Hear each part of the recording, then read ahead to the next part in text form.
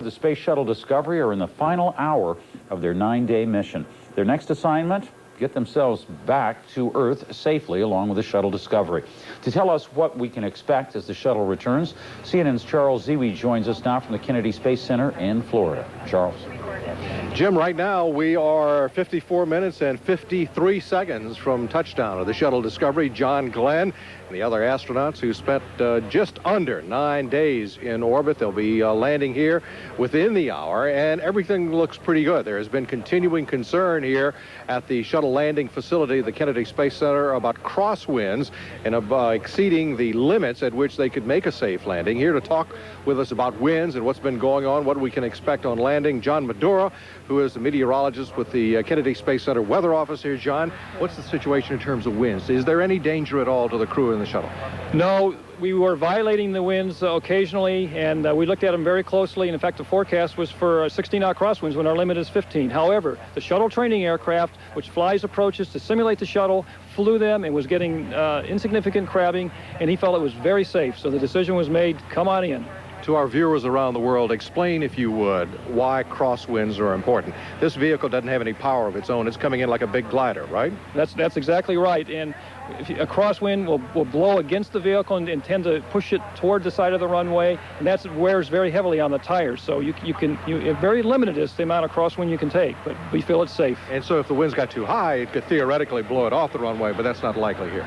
That is not going to happen. We're totally confident that is not even a possibility with the winds we have now. So based on what you're looking at right now, you expect a perfectly normal landing? Absolutely. We have barely scattered clouds out here, and the winds in the last 45 minutes, they have not exceeded our crosswind limit. John, thank you very much. John Madura, who's with the Kennedy Space Center Weather Office.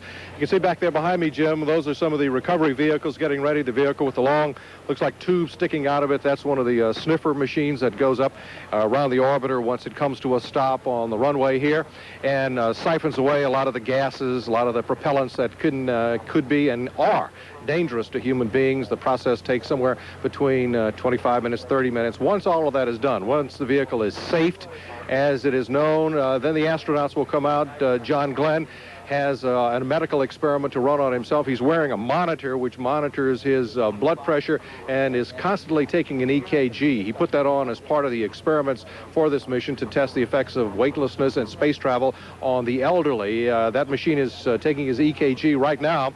Once he lands, he'll take his blood pressure again before he gets up, and then they'll be looking to see if he's faint, if he tends to faint, if he tends to be lightheaded, if his blood pressure bottoms out. They'll be watching John Glenn very closely. He's in for about 4 hours.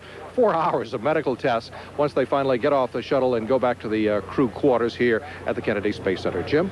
Charles, I know there's still about 50 minutes away from touching down, but let me ask you something. This has been a mission that for NASA has gotten more publicity than anything in recent memory. And of course, the reason for that being the world's oldest astronaut, John Glenn. But what is NASA's view of really what this mission may do overall for the space program?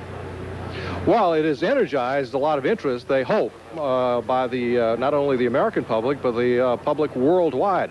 Pedro Duque, the Spanish astronaut, has been on board. The next mission, of course, is the International Shuttle mission, which they will start flying the components for the shuttle into outer space, and that's where they hope that NASA takes on a true international flavor and mission in terms of building that International Space Station. In the United States, it's a public relations battle to continue to get the kind of funding from the Congress, and it doesn't hurt that John Glenn is a senator. Even though he's leaving office, he still carries a lot of weight politically. So there's been a political component to this, although NASA would deny that. There's also been a big public relations victory in terms of this mission coming off almost flawlessly. Jim? All right, Charles Ziwi, thanks to you. It should be an exciting landing and the end of a very exciting mission. As the proverb goes, necessity is the mother of invention. During America's 40-year adventure into outer space, those of us who are earthbound have reaped the benefits of some 30,000 inventions. CNN senior medical correspondent Dan Rutz looks at the space program's impact on present-day medical technology. What do you think blastoff does to your blood pressure? When Alan Shepard became the first American to fly in space 37 years ago, Project Mercury scientists had to invent an automatic measuring device to find out. Today you can go into a drugstore for an instant checkup. one of an ever-growing number of medical spin-offs from space. If you wear modern glasses, it'll be easier to read the numbers thanks to scratch-resistant lenses. That invention comes straight from the stars, too. NASA needed something to protect satellites from getting nicked by space debris. And speaking of satellites, how do they sort of spring open after being cramped in a rocket for the ride up? Introducing nitinol, a medical alloy with an almost magical ability to spring back into shape from the tightest contortion. And wouldn't you know it, nitinol makes wearing dental braces just a little bit easier. It allows me to engage every tooth in the mouth pretty easily, put it in, and it works for a very long time. It never loses its activity. Great ideas from America's greatest adventure are a bonus, says NASA's chief historian. The spin-offs are essentially serendipity. The primary mission of the agency is to fly in space. In the early years of the space program, not a whole lot was said about applied science or medical spin-offs. In those days, NASA got its clout from the space race with the Soviet Union. In that sense, it was a Cold War agency. It emerged as a direct aftermath of Sputnik. After the moonwalks in the mid-70s, NASA started to make more of the medical achievements it helped foster. Neurosurgeon Richard North of Johns Hopkins Medical School was a student then, collaborating with space physicists and medical engineers. They had this expression, launch it, as a point in time at which one would have to rely on remote programming and interrogation to control this device. Whether a satellite sent into space or an electronic pain control device implanted in a frail woman, once launched, both are out of reach, adjustable only by telemetry born of the space program. Okay, just like a little satellite. So this is your ground station. With less effort than it takes to change channels, she finds relief thanks to miniature electronic components inside her body. I'll be darned. Didn't know I had so much material inside me. And how well is the rabbi's pacemaker working? Through electronic monitoring similar to that used to operate satellites orbiting the Earth, doctor and patient get an instant reading. The pacemaker is supplying a ventricular beat because you have heart block. And it's working very well, and I can print out a copy of this. We thought that going on the moon, they're going to the heavens, but what will it do for me? Most people did not know, especially as a layman. Sam Zakari also has come to appreciate the medical spin-offs from space. The implantable insulin pump that has kept his diabetes under control for years borrows from the mechanical robot arm of the first Mars probes. It's wonderful because without this technology that we got today, I wouldn't have the control I have, and maybe I might not be here. For many, the greatest achievements in space will always be right here on Earth. Dan Rutz, CNN, Washington. John Glenn's achievements in space once earned him the title of hero, but after his current mission, he'll also be hailed as a pioneer of medical research. We've looked at the future of medicine. When we come back, we'll peer into the past for some answers to current medical questions. We'll tell you what... The landing of Shuttle Discovery, bringing 6 astronaut heroes and 1 American legend back to Earth. This is CNN live coverage. From Kennedy Space Center in Florida, here now, CNN's Miles O'Brien and Walter Cronkite. Hello, everybody, and welcome. We are about 7 minutes away from the conclusion of John Glenn's second flight in space. I'm here with Walter Cronkite, and as we watch, take a look at the picture. There's our first pictures of the shuttle as we turn to NASA television, way off in the distance over central Florida, traveling at great speed and altitude at this point, but dropping very quickly. Walter, take us back 36 years ago. The reentry was awfully different then, wasn't it? This is vastly different, watching an aircraft come in for a landing as opposed to watching a capsule plummet into the ocean under a parachute, hopefully under a parachute. Every astronaut said the greatest moment of the flight was when they saw that chute open above them after they'd come through blackout period at that time. They landed by parachute in the ocean. Out there in the ocean, the recovery team on aircraft carrier destroyers, everybody had their glasses focused on the sky, hoping for the first glimpse of the parachute. When they got it, there was a cheer, of course, that went up. Then the rush to get over to the capsule. We'd lost one in the early stages with Grissom. His capsule sank under him, and there was always the fear that that might happen. Of course, there were all kinds of precautions taken against that, but as long as they landed closely enough to the recovery ships, why, all was well, and that happened in every case. All of those landings right up through Apollo, from the return from the moon, were the same type of very primitive landing compared to this aircraft type landing that the shuttle provides. And also in the case of John Glenn, there was a lot of concern about that retro pack that he had still attached and whether his heat shield was properly attached. That was there were some tense moments, weren't there? Well, but that came before the landing sequence. That came in the ionization as they entered the atmosphere.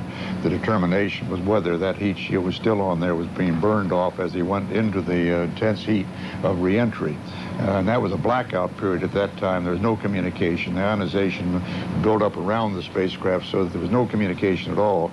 And we went through a couple of minutes there of blackout, true blackout, in which no one here at Space Center knew whether he'd successfully re-entered the Earth's atmosphere or not. By the time that communication was reestablished, it was known that indeed the heat shield had held as planned, that the retro package had burned off as planned, no problems. All right, and Commander Kurt Brown now guiding the Space Shuttle Discovery toward the 15,000-foot landing strip here at the Kennedy Space Center. Our Charles Ziwi is right beside that runway. Charles? Miles and Walter, as you say, about 4 minutes and 54 seconds now to touchdown. Everything in readiness here. The recovery crews on standby. You can see the runway all clear now. People waiting for that sonic boom, the double sonic boom that signals the approach of the shuttle Discovery. John Glenn and crew arriving here.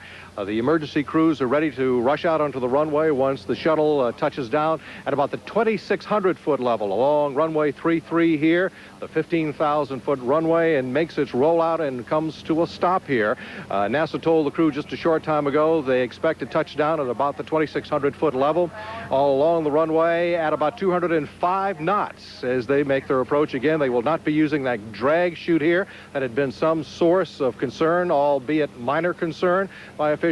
Everything in readiness for the shuttle. Everything looks good. Miles and Walter? 205 knots, about 225 miles an hour.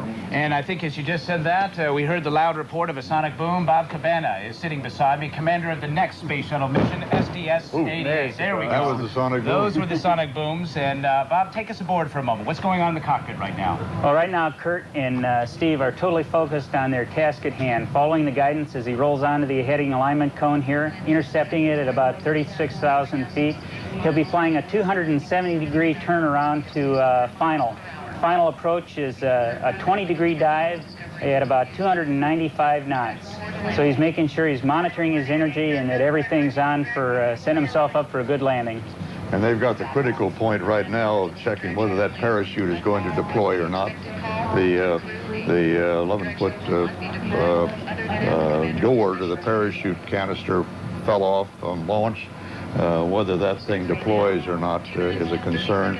I gather, Commander, that if it deployed on the reducing speed for the final, that would be the most difficult situation. That's right, Walter.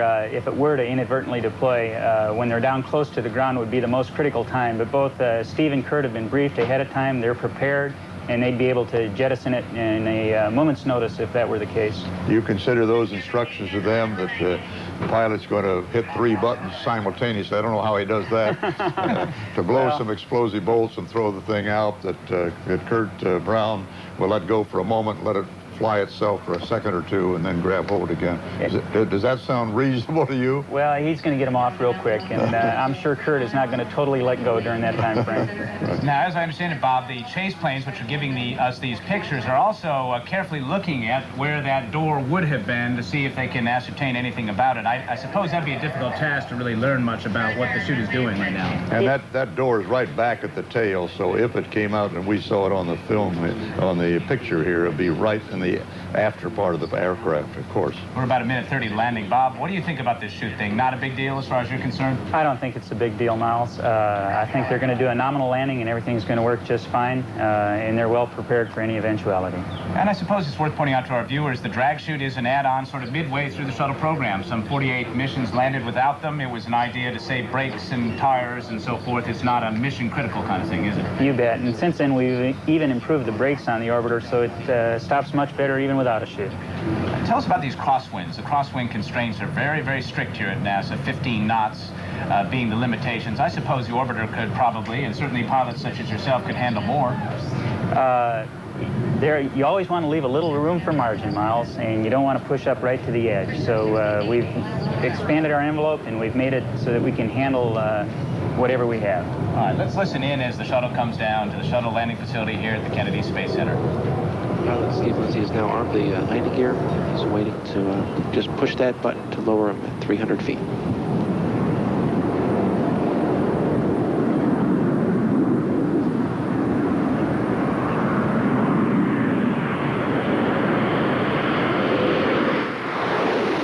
Landing gear is down and locked.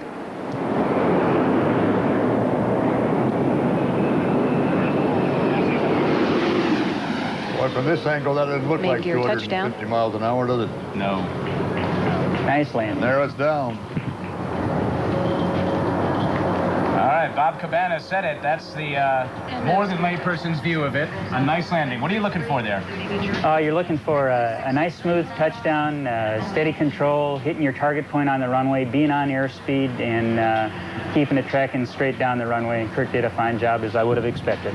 How about this? A perfect flight from absolute launch to set down.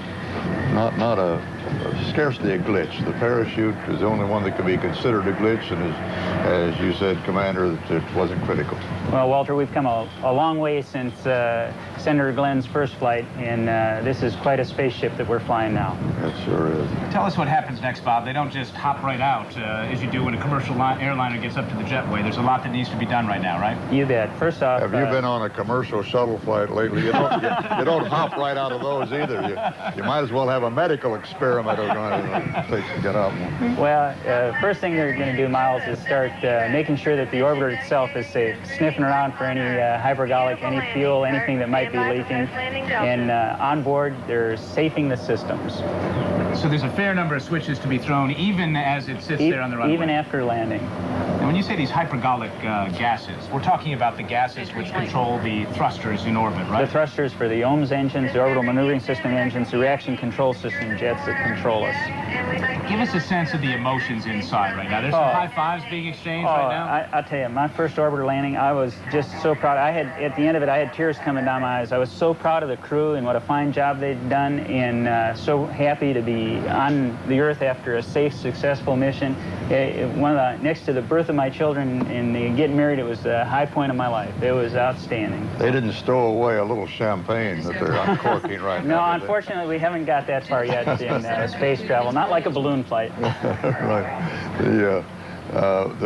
I gather that there are 20 or 30 vehicles involved in this post-landing procedure. 1,200 people or so involved. It's an army, and they only approach within about 1,200 feet of the vehicle from the rear, checking these gases before they move closer into and attach the umbilicals, piping some clean air in there. Yes, sir. They'll be doing some sniffing with equipment to make sure it's a safe environment before people actually go in there. Right. It may be an hour before the crew comes out. Is that correct? The crew will come out sooner than that. Before we actually see them will be a while. They'll be getting on the crew transport vehicle, and they have a number of medical tests and programs that they have to go through before they're released. So it's going to be a while before we actually see the crew. Tell us a little bit about the training, Bob, because, you know, even the most veteran of shuttle pilots or commanders get 6 landings maximum, real ones. You've had 3 opportunities. I'm curious if the simulators that you work with do the job properly. The simulators are excellent. In Houston, the shuttle mission simulator, we simulate everything from launch down over ops to landing many times over. But the real key for landing the space shuttle is the shuttle training aircraft. And it's a real airplane flying in a real environment, and it flies just like the space shuttle. The first time I landed Columbia, I felt like I'd done it 1,000 times before, and I had in the shuttle training aircraft. No. Let's go down to Charles Ziwi, who is right a lot closer to the shuttle than we are. We only got a passing glimpse. Our best view was unfortunately on television. Charles, how was it from your vantage point? Boy, I tell you, Miles and Walter, I've seen a number of shuttle launches, and it's always impressive to see the boosters light up and the thing jump off the pad. You feel it beating on your chest as it's going out. But looking down at the end of the runway as the shuttle was landing, and you just see it drop out of the sky, all of a sudden, like it's on some giant roller coaster, unpowered roller coaster. That's really impressive. And right now, you know, it's just something that you can't forget. You can't forget the launches, and you certainly don't forget the landings, although they're not as fiery and as spectacular. They're every bit as memorable. Right now, here at the landing site, the Waterford High School Band from Columbus, Ohio, has struck up. They happen to be at Disney World over in Orlando, asked if they could come over here and welcome Senator Glenn home. It's not his hometown high school, but they're from his home state, and he served as U.S. Senator. Right now, out on the runway, on runway 33, the recovery vehicles are moving into place, the sniffer trucks. Discovery and this crew took us around and around, and that view is still tremendous.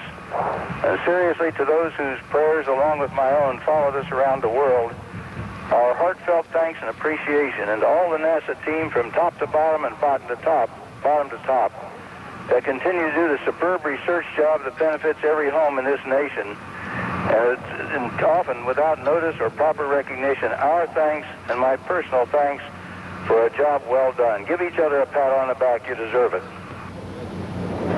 Payload Specialist number 2, John Glenn, 77 years old. Clearly euphoric, Bob Cabana. Obviously pleased with the performance. And we're talking about the emotions right now. It's got to be at once exhausting and yet, as you say, very uplifting. Oh, it's truly exhilarating, Miles. It's just, you can't imagine how fulfilling it is to have accomplished what they've accomplished. The question now, medically, is going to be how John reacts to return to gravity after 9 days up there. At his age, it's part of the experiment, as a matter of fact, how an elderly individual responds. There's some thought that we can talk about the little monitoring and what they're doing right now. The blood after the gravity, almost gravity-less situation in space to normal gravity on Earth, he may be a little uncomfortable and disoriented, even for a period of days. Oh, it's Walter, I'll never forget my first space flight. And you learn, you adapt quicker to 1G coming home, and you adapt quicker to 0G every time you fly. But my first space flight, this is no small task for anyone, let alone a 77-year-old. When I went to get out of my seat, I felt like my legs were lead weights. I could hardly move them, you know, and I had to get up and do a few deep knee bends and get going again before I actually felt like I had legs under me. So you really feel heavy when you come home after being in space for that amount of time. Right. There's always a bit of a struggle, I guess, is the term, between the crew people and the scientists, who probably, if they had their way, would like to have everybody carted off in a gurney so they could be analyzed properly. Nevertheless, if you're a commander, if you're a pilot, if you're a member of the crew, you like to go out and take a walk around. Oh, definitely. You want to get out and see your spaceship. You want to walk around and and see how it looks, and you want to keep that feeling going for a little bit longer. In the early days, you wanted to look around and see how many of the tiles came off. The tiles that were there to protect against that extreme 3,000 degrees of heat of coming back into the atmosphere. Yeah. In the early days, that was a serious concern. They weren't at all sure that tile system was going to work. You bet, but we've got a good handle on that now, and it's become an extremely reliable system for protecting us from that re-entry heat. As I understand, wasn't there one tile up by one of the OMS thrusters that was a little bit knocked loose, but not a serious problem? A little piece of insulation between an area that had come loose, but you can handle small degradations in it. Where you'd worry is if you hit a large area where there wasn't some sort of protection.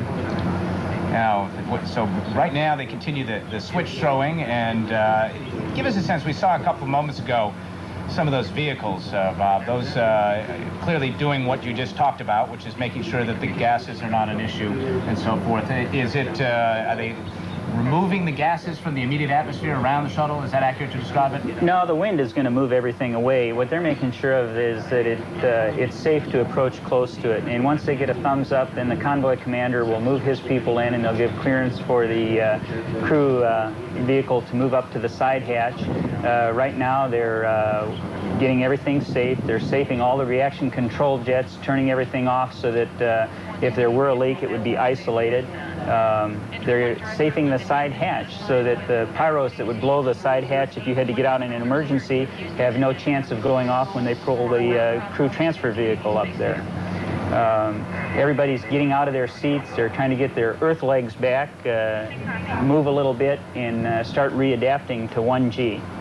We taxpayers can be very pleased that the winds did not rise too greatly today, because if the orbiter had to go to Edwards Air Force Base, it would have cost $1 million to get it back here. So we saved $1 million today. You can go out.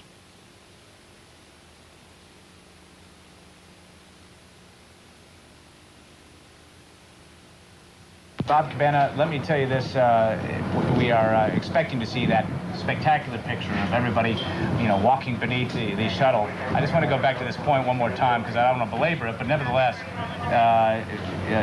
Senator Glenn and several of the people were involved in medical studies. They face a couple of weeks of medical analysis.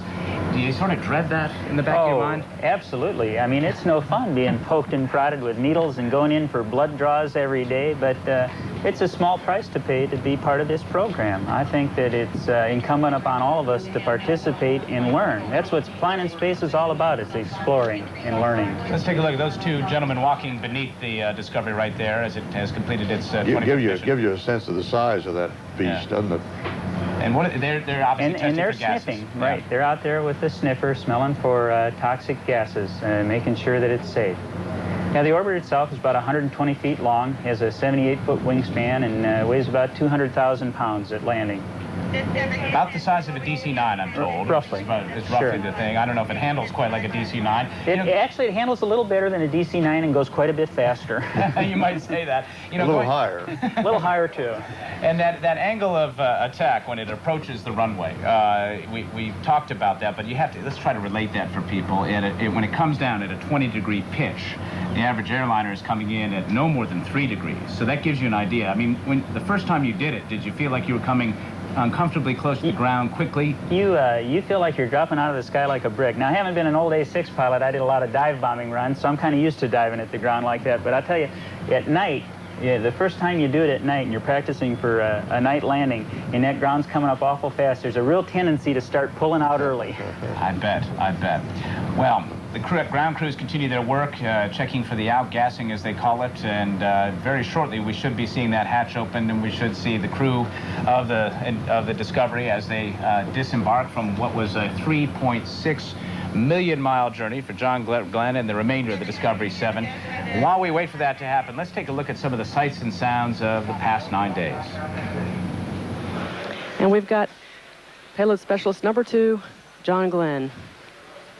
This was his second flight into space today. Glenn's first historical flight aboard the Friendship 7 Mercury capsule in 1962 was the first time an American orbited the Earth.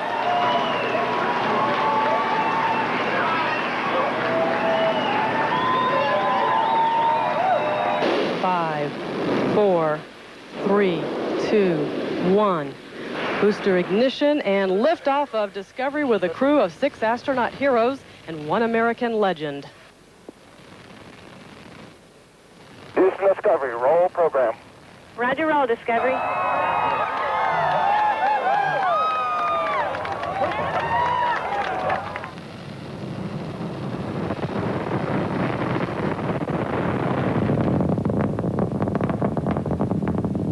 The President watching with binoculars, the First Lady beside him.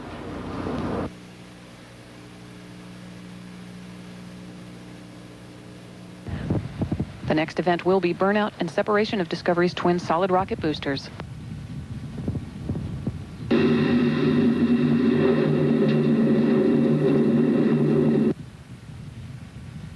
Discovery Houston, 2-engine Banjul. We had a wonderful ride up yesterday, and I was keyed into every little noise and quiver that we made on the way up, and it was quite different than the ride I got before, of course, back a long, long time ago.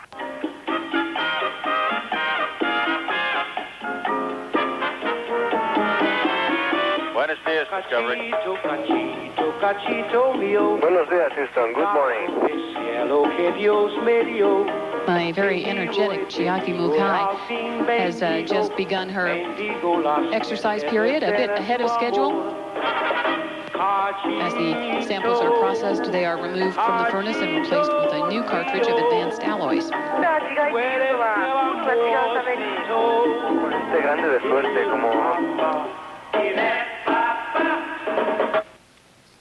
Well, Walter, it's going quite well. The whole mission's actually been going very, very well. We've accomplished everything that we've had planned so far. The experiments and the science are progressing very nicely. We had a very successful deploy and retrieve of the Spartan spacecraft, and it has gathered a tremendous amount of science on our sun, so everything so far is going fantastic. Jen, we have you loud and clear, and before we get started today, I'd like to take a moment to say hello to the Holloman family. We have a photo of John with us today on board Discovery, and we'd like to thank John for all the things he's done for our space program, and we'd like to say he'll always be in our hearts. From an altitude of 351 statute miles as Discovery crosses over the southernmost tip of Africa, a nighttime view of the world with flashes of lightning clearly visible over Africa. You don't need a walker up here. You don't need to worry about osteoporosis or canes or anything like that, because you just float across the room. There's no such thing as broken hips or anything like that. And if you have trouble sleeping at night, why, it's no problem, because you have another night coming up in not more than 45 minutes. So maybe this is a place we could start a retirement home someday. Pilot Steve Lindsay has now armed the landing gear, and he's waiting to just push that button to lower him at 300 feet.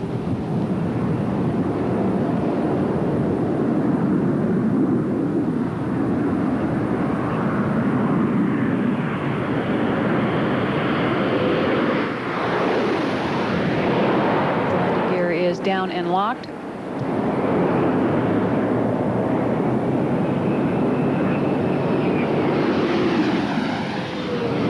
Main gear touchdown.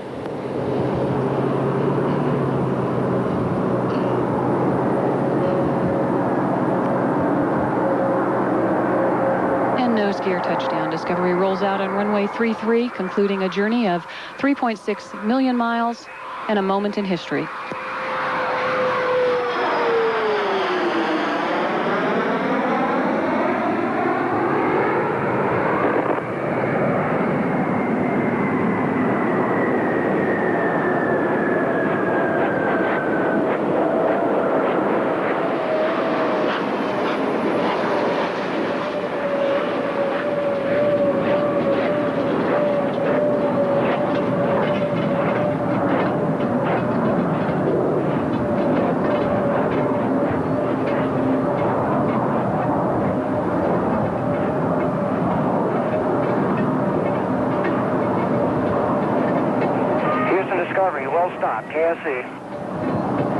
Welcome home, Discovery, and a crew of 7 heroes from a mission dedicated to improving life on Earth. Beautiful landing, Kurt. Stand by for post-landing deltas. 9 days, 135 orbits, 3.6 million miles compressed into about 3 minutes time. Some amazing pictures. Bob Cabana, just bring us up to date. What's happening right now? How soon might we see the crew? Well, if we're fortunate, they'll be egressing the vehicle here in about 30 minutes, 40 minutes from now. We should hopefully see them. All right, and let's talk a moment before we get away about your mission, which is coming up December 3rd. Not that far off. And this, they're not unrelated in the sense that this is giving NASA an awful lot of momentum as you prepare for commanding the first construction mission of the International Space Station. How are things going on that front? Outstanding, Miles. We just finished 3 days of tests and technical briefings here at the Kennedy Space Center, preparing for our December launch. We're really looking forward to a new era in space exploration here, an era of international cooperation. We've got hardware being built all over the world, coming together on orbit. You know, it's everybody's responsibility to participate in the exploration of space, and I think doing it together, the space station is going to be a stepping stone to the future. It's to going beyond Earth's confines, to the moon, back to the moon, onto Mars, and beyond. And I think it's not any one nation's responsibility, it's all our responsibilities, and we're all going to benefit from it. All right, Commander Bob Cabana getting ready for STS-88, due to launch December 3rd. Your boss was listening as you spoke. Daniel Golden is with us down near the shuttle. Daniel Golden, you going to give Bob Cabana a raise for what he just said? Can you hear us, Mr. Golden? Now I can hear you. All right, Mr. Golden, Bob Cabana was just talking about how this is really a milestone moment for NASA as you look toward the space station, perhaps ultimately Mars. You agree? Without a doubt. Without a doubt, yes, I agree with him. What are your thoughts right now as you see that orbiter behind you and as you've witnessed that what appeared to be a flawless landing? That this NASA team is comprised of the greatest people in the world. I'm so proud of them. They do things flawlessly, and when they have problems, they deal with it. That drag chute had some questions about it. They worked simulations, they worked contingencies. They brought the crew back safe, and that's what the space program's about. Mr. Golden, all throughout this mission, John Glenn and yourself have stressed the fact that this is all about science, but clearly there was a public relations component about this. NASA must be pleased at the amount of attention, and perhaps I might suggest a little bit surprised at the amount of attention it's gotten. I am stunned by the amount of attention. When I agreed to send Senator Glenn into space, I didn't have any idea that this would be the outpouring from the nation. But you know what? Inspiration for our children and our seniors is not bad. Inspiration for adults to feel good about themselves, to feel good about America, it's not bad. And having children have a hero. I'm not against sports, I'm not against rock stars, but having a real good, clean national hero to look up to talk to them about the importance of math and science, I stand guilty as charged. It was a bit of a risky mission when you consider the stakes. After all, President Kennedy, 36 years ago, made the decision that he was a national hero too valuable to risk on a space flight mission. Did you have a lot of sleepless nights throughout these last months? Once the decision was made, I have such confidence in this team. No sleepless nights. But you know what? NASA is about taking risk. And when we announced John going back into space, we said he knew there's a finite possibility he won't come back, and he knows that the rewards outweigh the risk. At NASA, we represent the best in America, and we're willing to deal with that risk, and we don't have to make a special person and isolate them. We want to open the space frontier so everyone in America could benefit, and we know that there's a risk, but it's okay. We're Americans and we do it. What are you going to say to payload specialist number 2 when you see him? I don't know if Annie's not there. I'm going to give him a hug. Maybe if Annie's there, I'll push her out of the way and try and hug him too. I'm going to say, you did what you said you'd do. You stuck to your guns, and you're a man of integrity. I love you. NASA Administrator Daniel Golden joining us from very near the shuttle landing facility and the space shuttle. He will soon be seeing John Glenn. Thanks for being with us. Oh, it's my honor. My honor, Miles. Turn now to Walter. Walter, NASA couldn't have hoped for a better stint than this. 9 days, except for that drag chute door, which turned out to be a non-problem. No. They had a good run, didn't they? Absolutely, a perfect run. And that's great credit to everybody. It also presents some problems.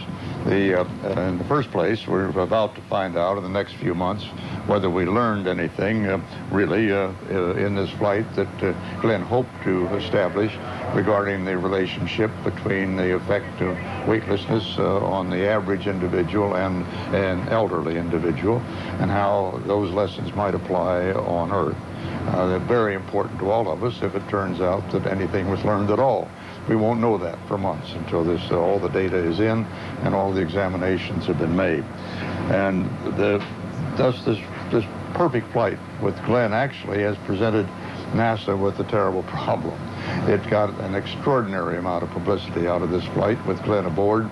It renewed public interest, as Golden was just saying a moment ago, in space flight and in NASA's mission and our dedication to it. But at the same time, the very nature of the flight, the perfect flight, again, established what the public has accepted now for several years, which is that the space flight is now the normal, not something extraordinary in which we should be devoting our public attention. It's going on out there, and it's doing well. The space flight today, as we saw this landing, we're launching these craft, we're landing them here. We've had 92 now missions in space with the shuttle, 92 for heaven's sakes. Most of them went by with hardly any public attention. This one got this extraordinary amount because of Glenn's persistence in demanding to go to try to prove this elderly theory of his. And now, however, we return to the routine. Bob Savannah's going to go up there and here within a month. What a terribly important mission. Beginning to put those pieces together of that International Space Station, as he says, the next great move to our exploration of space, which we have to be dedicated to, manned exploration of space, as well as robotic exploration of space and deep space. But still, it is being done so well that it's very hard to excite public interest in a construction project, even when it's 350 miles out there somewhere. All right, Bob from Cabana may differ with you on that, but Walter Cronkite, always a pleasure. Thank you very much. With that, we will close out and just let you know that the ground crew there at the shuttle landing facility has pronounced the area around the orbiter safe. The crews should be getting ready to disembark very shortly. We should be seeing them around 1 p.m. Eastern Time. We will, of course, bring that to you live when it happens. There will be a news conference by the flight controllers shortly thereafter. That also on our live schedule for you today. And then sometime this evening, a crew news conference. We expect to see Commander Kurt Brown for sure, and then other members of the crew. I would be very surprised if we didn't see John Glenn at that particular event. Once again, live coverage of that. So stay with CNN throughout the day as we continue our coverage of John Glenn's return to space. And just a reminder, all our coverage throughout these past 9 days has been dedicated to our friend and departed colleague, John Holloman, who should have been sitting in this chair, and unfortunately tragedy struck and he wasn't. And our best to his family at this moment, and wherever he is, I'm sure he's enjoying the spectacular pictures. A great man, and much beloved by everybody at CNN, everybody who knew him in the space program. And that example was they carried a picture to space for his children, his child, Jay, and we missed him immensely. All right. 5, 4, 3, 2, 1. Booster ignition and liftoff of Discovery with a crew of 6 astronaut heroes and 1 American legend. Houston Discovery, roll program. Roger, roll, Discovery.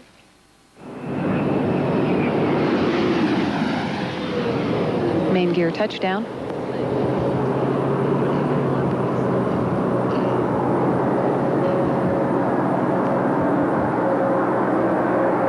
And nose gear touchdown. Discovery rolls out on runway 33, concluding a journey of 3.6 million miles and a moment in history.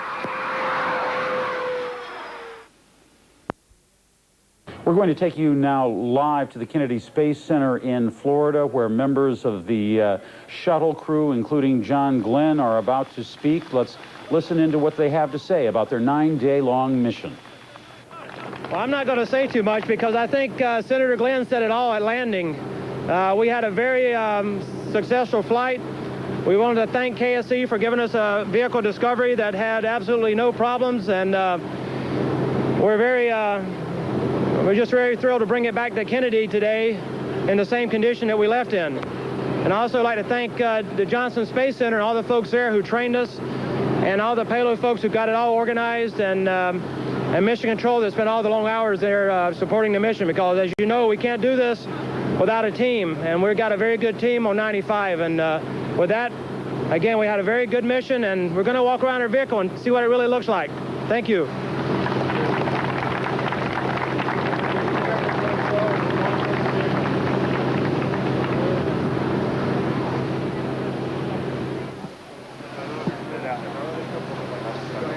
A rather brief message there from the crew of the space shuttle. They want to take a look around the spacecraft there at the Kennedy Space Center, the craft that carried them in orbit for 9 days, a historic flight by 77-year-old Senator John Glenn, the oldest human ever to be in space, conducting some experiments on space and aging. Obviously, the astronauts in very fine form, very happy to be back. There we see them chatting and shaking hands with Senator Glenn, congratulating one another.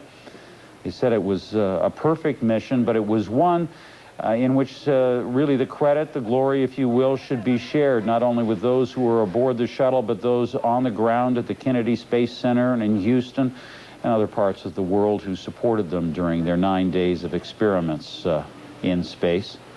Taking a look here, John Glenn has even said that he would not be opposed to returning once again to space after this flight. It was a historic flight, one that received much more press coverage than any shuttle flight in Dan Golden there, many years. Senator Glenn. We can listen in to some of NASA's narration now. They were talking about this being Dan Golden, of course, of NASA, who the NASA administrator talking with John Glenn. It's been a boost. Of course, the space shuttle program, NASA needs the support of the U.S. Congress in funding in order to keep the shuttle missions flowing out of the Space Center. And, of course, the work on the International Space Station that's coming up. Let's listen into what they may have to say.